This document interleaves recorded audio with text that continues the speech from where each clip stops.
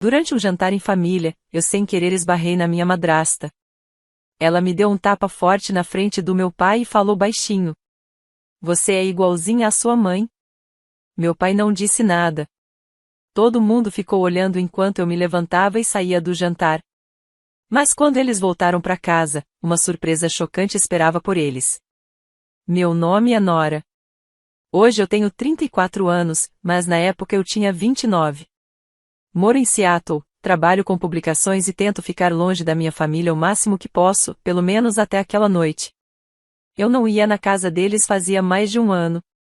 Meu relacionamento com meu pai, Leon, sempre foi educado por fora, mas estranho por dentro.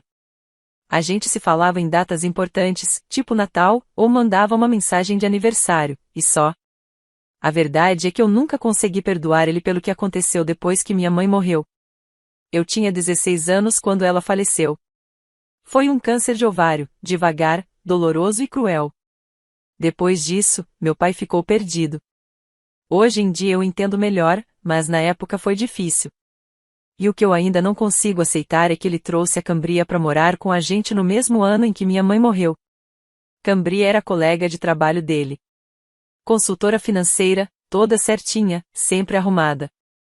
Ela chegou na nossa casa como se já tivesse tudo planejado. Foi devagarzinho, primeiro arrumou a cozinha, depois pintou as paredes, mudou os móveis, e logo começou a querer decidir minha vida também, onde eu devia estudar, o que cursar, como me vestir, como me comportar como mulher. No começo eu tentei me dar bem com ela, de verdade. Mas logo vi que ela não me queria ali. Me chamava de difícil, mal-humorada, desrespeitosa. Dizia que minha mãe tinha me mimado demais. Quando eu retrucava, ela falava pro meu pai que eu precisava de terapia, que eu tava sofrendo do jeito errado. E ele? Nunca me defendeu. Então eu fui embora. Consegui entrar numa universidade estadual com uma bolsa de estudos boa. Me mudei para um dormitório a umas 6 horas de distância. Fiquei ocupada, fui construindo minha vida e tentando não olhar muito para trás. Esse jantar era para comemorar o aniversário de 60 anos do meu pai, um marco. Pensei, quem sabe, só por uma noite, a gente consegue fingir que é uma família normal. O restaurante era um desses lugares da moda no centro, ali pela Burcide. Tinha coquetel chique, parede com musgo decorativo. Nossa mesa ocupava quase toda a sala de jantar reservada. O clima estava meio tenso, com todo mundo sendo educado demais, sabe? Sentei perto da ponta da mesa, do lado da Marnie. A Marnie é filha da Cambria, de outro casamento. Ela é uns 5 anos mais nova que eu. A verdade é que a gente nunca se deu muito bem, mal conseguíamos nos suportar. Crescemos meio que em competição. Seja por querer ou não, foi assim. Marnie era filhinha de ouro, chamava a Cambria de mãe e sempre ganhava sobremesa extra. Eu era a enteada rebelde, que se recusava a seguir o jogo. Mas naquela noite, a Marnie estava diferente. Cansada, talvez até nervosa. Ela até me deu um sorriso que parecia ter um pouco de empatia. Tava na metade do jantar quando aconteceu. Me levantei para ir ao banheiro. Na volta, precisei desviar de um garçom que carregava uma bandeja pesada, e sem querer esbarrei na cadeira da Cambria. Não foi com força, nem o suficiente para derrubar o vinho, só um toquezinho, o bastante para ela sentir. Ela se virou devagar, olhou direto nos meus olhos, e me deu um tapa. Foi rápido e alto. O choque me paralisou. Todo mundo na mesa virou para olhar. E o restaurante, que já estava meio quieto, ficou em silêncio total. Cambria então se inclinou um pouco, só o suficiente para quem estava mais perto ouvir, e disse entre os dentes: "Você é igualzinha à sua mãe." Eu não respondi nada. Só olhei pro meu pai.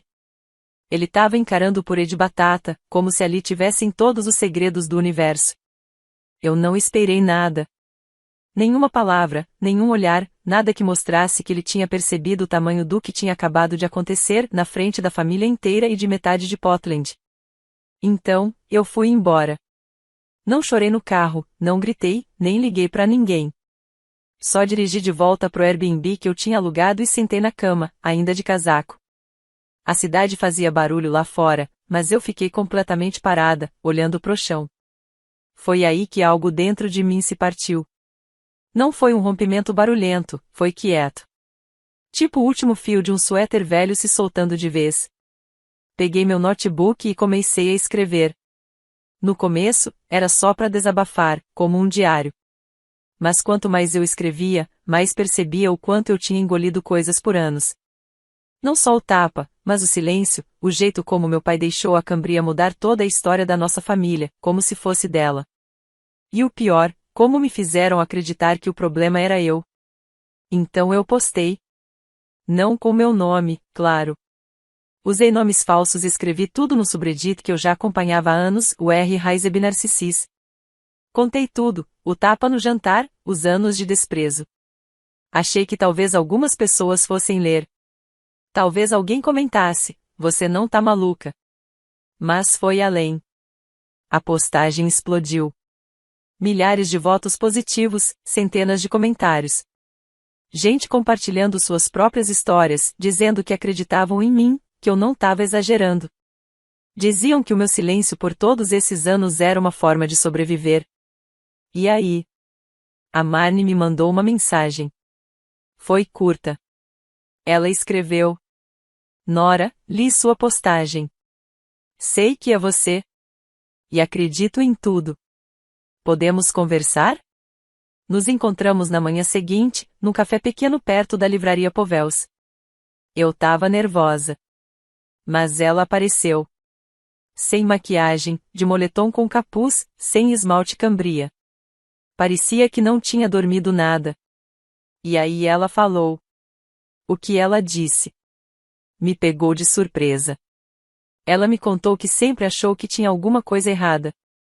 Que a Cambria tratava ela diferente do que tratava os outros.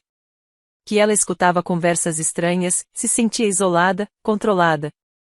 E que aquele tapa tinha sido a gota d'água para ela também. Ela falou. Eu não sabia o que ela estava fazendo com você. De verdade. Mas naquela noite, ela mostrou para todo mundo quem ela realmente é. A gente então armou um plano. Não era vingança, era só a verdade. Quando eles voltaram para casa depois do jantar, completamente bêbados, achando que a casa ia estar quieta. Eu já estava lá. A Marnie também. E junto com a gente, uma pasta cheia de documentos. Lá dentro, tudo impresso, prints de mensagens da Cambria, fotos antigas, coisas que eu tinha guardado numa pasta esquecida do meu Dropbox.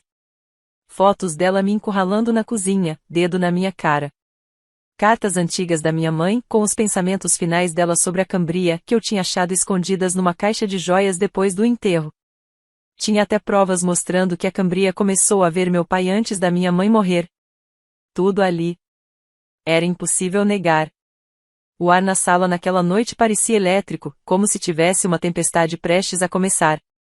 Vou parar aqui por enquanto. Meu pai entrou primeiro. Ficou parado na porta, ainda segurando a chave na mão, olhando para mim sentada no sofá, com a pasta aberta em cima da mesa de centro. Cambria veio logo atrás, no meio de uma frase, provavelmente inventando alguma história sobre o jantar. Mas quando ela viu a gente ali, eu e Marnie, lado a lado, ela parou. O silêncio que se formou não era igual ao do restaurante. Esse era pesado. Quase sufocante. Do tipo que parece apertar a pele e faz até seus pensamentos parecerem mais altos que qualquer barulho. Meu pai perguntou. O que é isso? Largou as chaves devagar. E antes mesmo dele chegar perto da mesa, a expressão da Cambria mudou. Ficou dura. Ela já sabia. Ela sempre soube. Essa era coisa sobre a Cambria, ela nunca era pega de surpresa. Mas, pela primeira vez, eu vi algo diferente passar pelo rosto dela. Não era pânico, nem arrependimento. Era cálculo. Ela já estava planejando como ia contar a própria versão da história. Marnie foi a primeira a falar. A voz dela não tremia, mas também não era firme. Pai, você precisa ver o que tem nessa pasta. Ele olhou para mim, depois para ela, e por fim para os papéis. Devagar, ele se sentou no sofá e pegou a primeira folha. Era uma impressão da minha postagem no Reddit. Eu tinha tirado os nomes e deixado tudo anônimo, mas o conteúdo estava todo lá. Cada linha, cada frase, tudo o que tinha acontecido naquela noite do jantar, e os anos que levaram até ali. Tudo escrito, sem drama, sem exagero. Só a verdade. Enquanto ele lia, o rosto dele foi mudando de cor. Do rosa, ficou pálido. Depois meio cinza. Via as mãos dele apertando levemente as bordas das páginas. Cambria ficou parada, de braços cruzados, cabeça levemente inclinada, como se estivesse esperando o fim de uma piada sem graça. Isso é um absurdo, ela disse, com a voz cortante. Vocês dois estão sendo ridículos. Ela sempre foi assim, dramática, vingativa, obcecada por me pintar como vilã. Eu não respondi. Nem precisava. Marnie estendeu a mão e virou a página para ele. A próxima era uma captura de tela de uma mensagem que a própria Cambria tinha mandado para Marnie 2 anos atrás. Dizia assim: essa sua irmã sempre vai ser um problema, até seu pai enxergar que ela é só uma versão ingrata da mãe moribunda dela. Ele leu. Depois leu de novo. Cambria deu uma leve estremecida quando viu qual mensagem era. Isso tá fora de contexto, ela rebateu rápido. Era uma piada. Uma piada ruim. Marnie respondeu. Parece que eu tô rindo. A voz dela não foi alta, mas bateu mais forte do que qualquer outra coisa dita naquela sala. Meu pai continuou folheando as páginas, e então encontrou as cartas que minha mãe tinha escrito antes de morrer. Aquelas cartas que eu tinha encontrado escondidas anos atrás, mas nunca mostrei para ele. Estavam ali. Em uma delas, minha mãe falava que estava preocupada com a amizade do meu pai com a Cambria. Disse que achava que as coisas estavam ficando pessoais demais, rápido demais. Ela escreveu que sabia que ele nunca ia admitir isso enquanto ela estivesse viva, mas que ela sentia que algo estava mudando. E que ela tinha medo, por mim. Era a letra dela, as palavras dela, os avisos dela. Meu pai fechou a pasta e ficou um bom tempo em silêncio. Não disse nada.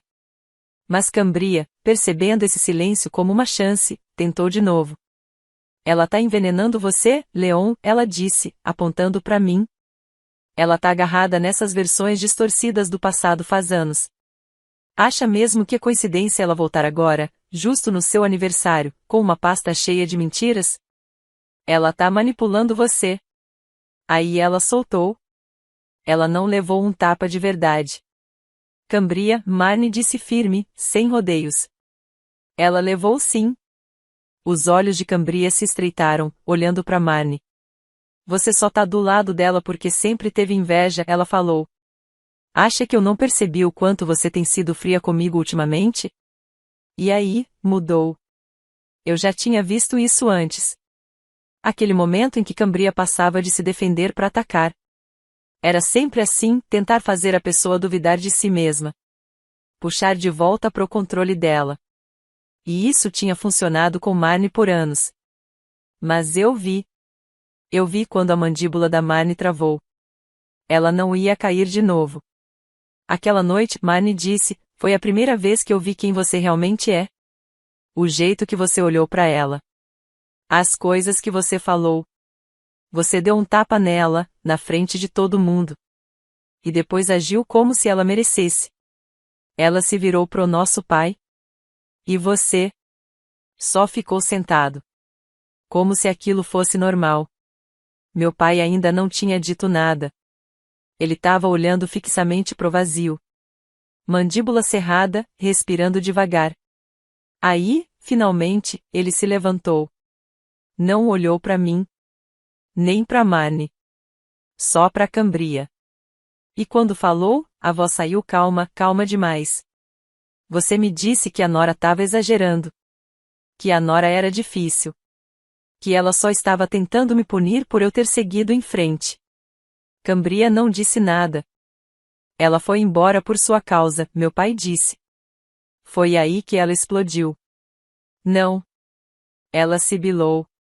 Ela foi embora porque não aguentava mais. Porque não era mais o centro do seu mundo. Ela sempre me odiou desde o primeiro dia. Você acha que eu não percebi isso? Ela tinha 16 anos. A boca da Cambria se contorceu, ela olhou pro meu pai como se ele tivesse sido quem a traiu. Eu dei tudo para essa família, ela disse. Você acha que foi fácil aguentar a sua filha? Os silêncios dela, o jeito fechado, esse drama todo? Eu carreguei essa casa nas costas enquanto você ficava se afundando em culpa por anos. Ela olhou para ele com raiva. E agora? Agora você escolhe acreditar nela em vez de mim? Ele não respondeu. Ela ficou parada por alguns segundos, esperando. Nada. Então ela pegou a bolsa. Isso é ridículo, disse ela. Eu tô fora. E saiu pela porta da frente, batendo com força. O som ecoou pelas paredes da casa. Mas o silêncio que ficou depois foi diferente. Um silêncio vazio. Meu pai se sentou de novo. Marnie e eu ficamos de pé. Pela primeira vez em muitos anos. Eu não estava tensa dentro daquela casa. Não parecia mais que eu precisava ficar me defendendo o tempo todo, tentando explicar a minha versão das coisas. Tudo já tinha sido dito. Tudo que realmente importava. Mas a verdade é que o mais difícil ainda estava por vir. E eu não sabia se a gente estava pronto. Depois que a porta bateu, o silêncio que ficou não era calmo. Não era tranquilo. Era aquele silêncio que zune nos ouvidos. Dava para ouvir a geladeira fazendo barulho lá na cozinha. O tic-tac do relógio antigo acima da porta. O som distante dos carros passando lá fora. E por baixo de tudo isso, eu sentia meu coração batendo. Mas não era medo. Era cansaço. Aquele cansaço emocional que pesa no peito. Meu pai estava sentado na beira do sofá, com as mãos entre os joelhos. Parecia menor do que antes. Ele parecia mais velho. Como se, de repente, todos os anos tivessem caído sobre ele de uma vez. No meio daquele silêncio de uns 10 minutos, ele falou. Eu não sabia que ela te mandou mensagem, disse para Marnie, com a voz baixa. Foi pior, Marnie respondeu. Ela não precisava dizer nada. Eu vi tudo com meus próprios olhos. Eu guardei tudo. Mas fiquei em silêncio. Nem confiava em mim mesma. Ele se virou para mim. Os olhos estavam vermelhos, mas sem choro. Era só cansaço. Aquele cansaço de quem passou muito tempo fingindo que não via o que estava na frente dele. Você guardou tudo isso sozinha. Por quanto tempo? Ele perguntou. Eu dei de ombros. Já perdi a conta, respondi. Ele soltou um suspiro longo, como quem finalmente percebeu que a base de toda a sua vida era construída em cima de uma mentira. Eles aceitaram tudo, de olhos fechados. Teria sido fácil jogar na cara e dizer eu avisei. Desabafar, soltar tudo. Mas eu não fiz. Não porque não quisesse. Mas porque, naquele momento, eu vi que ele estava começando a enxergar tudo por conta própria. Finalmente. O silêncio dele nunca foi só ignorar. Foi participar. Foi permitir. E ele sabia disso agora. O que me pegou de surpresa foi Marnie ter ficado. Ela não precisava. Aquilo não era bem a briga dela. Ela podia ter ido embora logo depois da Cambria e voltado para a vida dela, a vida que ela construiu com cuidado, por anos, sob o controle da Cambria. Mas não. Ela se sentou na outra poltrona, de frente pro nosso pai, puxando as pernas para cima como se fizesse isso desde pequena naquele lugar. Eu me sentei de frente para eles. E por um tempo, só fiquei olhando. 3 pessoas que, por quase a vida toda, fingiram ser uma família. Porque era o que esperavam da gente. Agora, ali, sentados na mesma sala. Sem fingir. Eu não sei como consertar nada disso, ele disse depois de um tempo, olhando para as mãos. Você não sabe mesmo, eu respondi. Não é assim que funciona. Ele balançou a cabeça, devagar. Mas não levantou os olhos. A gente não falou muito mais depois disso. Mais tarde, eu e Marnie saímos juntas. E o papai não pediu pra gente ficar. Acho que ele precisava daquele tempo sozinho.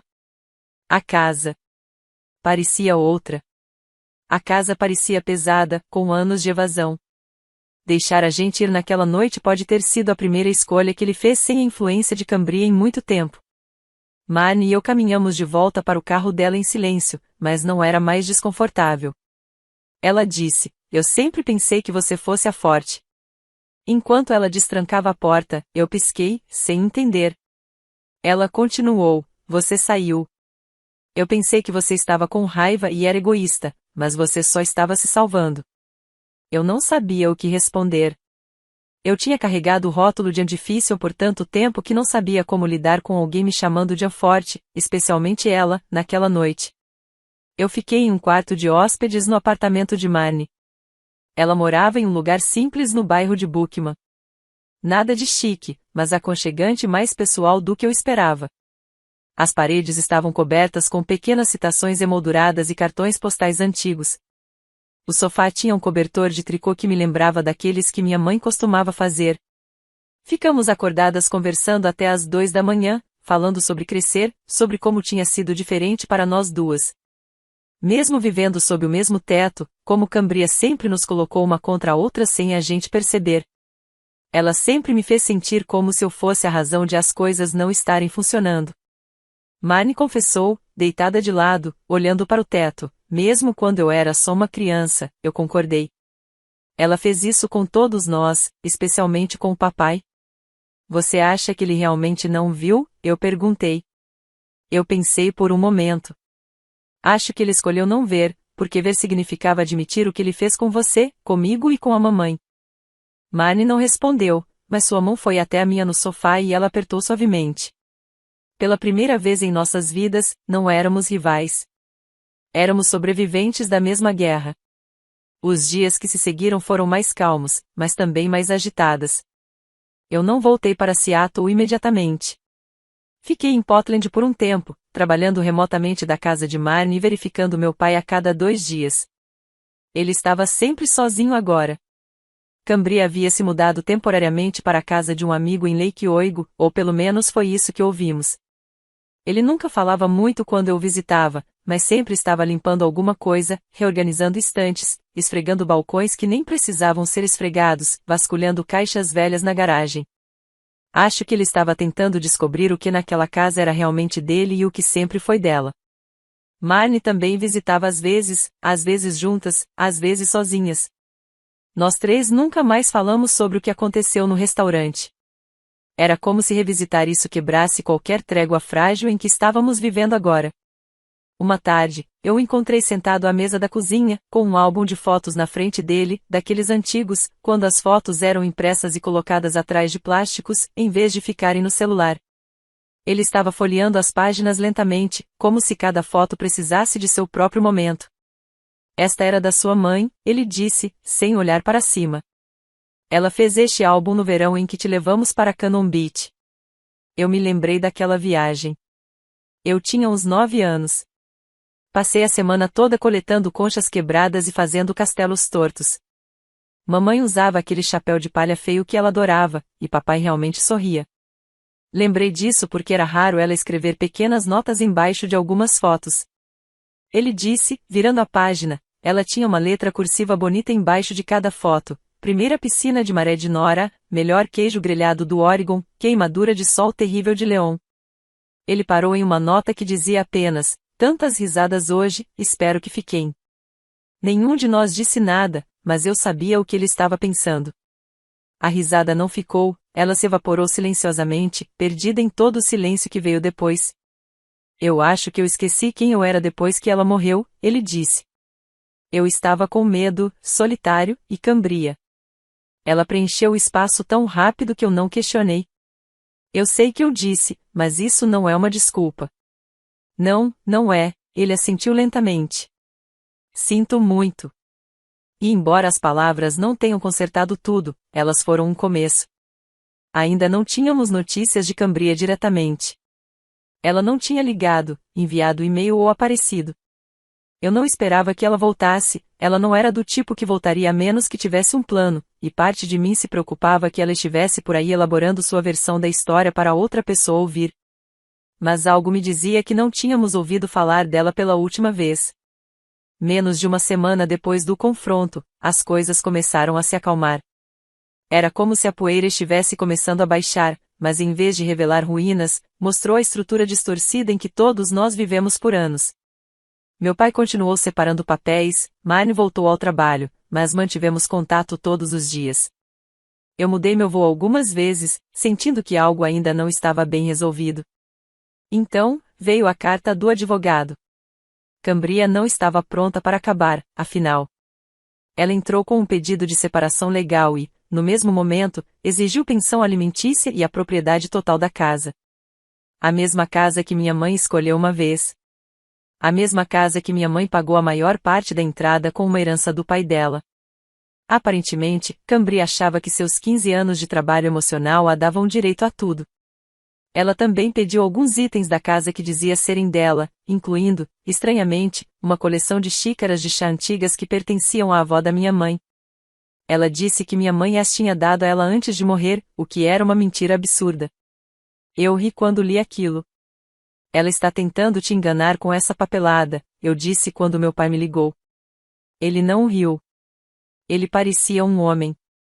Saindo da anestesia, estava dolorosamente consciente agora, mas sem saber há quanto tempo eu estava inconsciente. Nós nos encontramos com um advogado. Uma amiga de Marnie havia recomendado uma mulher perspicaz e direta chamada Samira, que era especialista em divórcios complicados. No momento em que colocamos tudo em cima da mesa, textos, fotos, até mesmo a carta da minha mãe, Samira levantou uma sobrancelha e disse, isso não vai acontecer do jeito que ela pensa. E não aconteceu. Cambria nunca foi legalmente adicionada à escritura da casa. Ela achava que tinha direito à metade por causa do longo casamento deles, mas a casa tinha sido comprada antes de se casarem, e meu pai nunca tomou as medidas para transferir legalmente qualquer parte dela para ela. A casa era 100% dele, por consequência, possivelmente parte do patrimônio da minha mãe. E lembra das xícaras de chá? Sim, minha mãe havia deixado muitos de seus objetos de valor antes de falecer. Eu encontrei o documento enquanto ajudava meu pai a limpar o porão.